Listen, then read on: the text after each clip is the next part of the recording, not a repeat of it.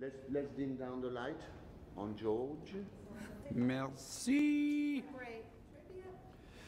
Jean-Baptiste. Your insurance is what? You guys ready? We're ready. Okay, you ready on the lights? Yes. Cell phones on silent, please. That was nice. I could use my inner light if that'll help. Tenez, je vais vous faire Nathalie lorsqu'elle a bu. Ça donne ça. Hang on. Oh. On TV, the first job I did was... Ma première collaboration avec Nathalie Breuil, ça a été sur le tournage télé d'une pub pour le compte d'une marque italienne. Une marque d'alcool, bien évidemment. Et de mémoire, ça a été assez fun.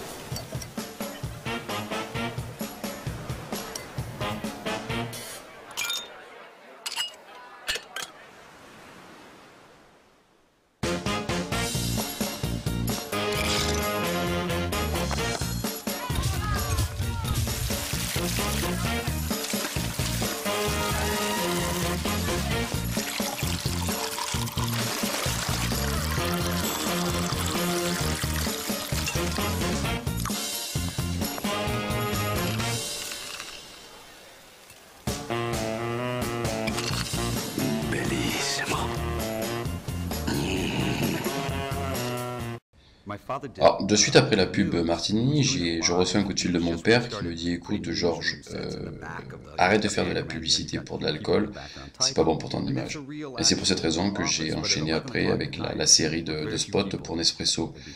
Et j'ai eu la bonne idée de faire appel à Nathalie. Je dis « Pourquoi pas continuer à faire de la pub ensemble ?» et sur du café. Alors, quand je lui dis ça, elle s'est retournée vers moi et elle m'a dit clairement... je pense que c'était pas son truc, elle c'était plutôt la bière, donc c'est vrai qu'elle était tournée à 100% sur la bière. Pas d'autre alcool, hein, que de la bière.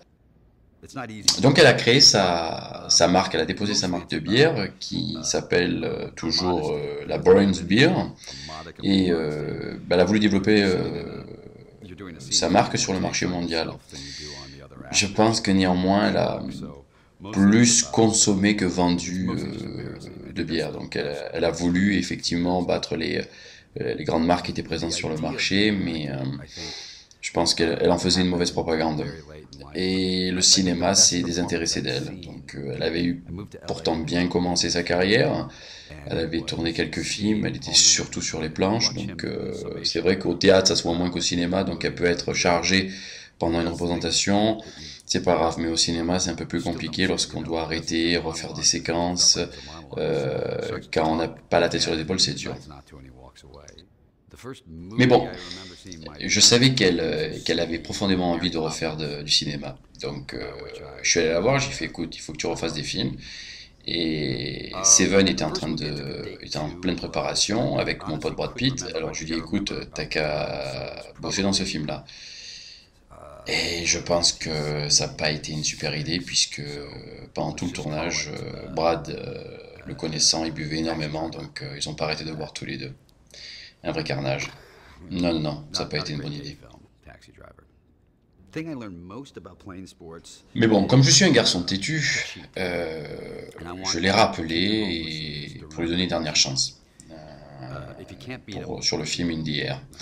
Donc elle a tourné avec moi sur ce film et à ma grande surprise, moi qui la trouvais vraiment pas très bonne sur le tournage, elle a été encensée par les critiques jusqu'au point d'être nominée aux Oscars. Je vous rassure, elle s'est pas présentée lors de la cérémonie des Oscars, elle était plutôt dans un bush perdu sur Sunset Boulevard. Enfin, je sais qu'elle va tourner prochainement un film en Turquie qui s'appelle Don't Be Afraid of the Dark in Turkey.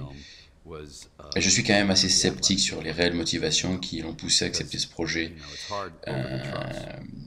Pas tant sur son jeu de comédien, puisque je pense qu'elle est capable de tirer son épingle du jeu, mais je pense qu'elle va tout simplement se rendre là-bas, surtout pour tester les bières locales.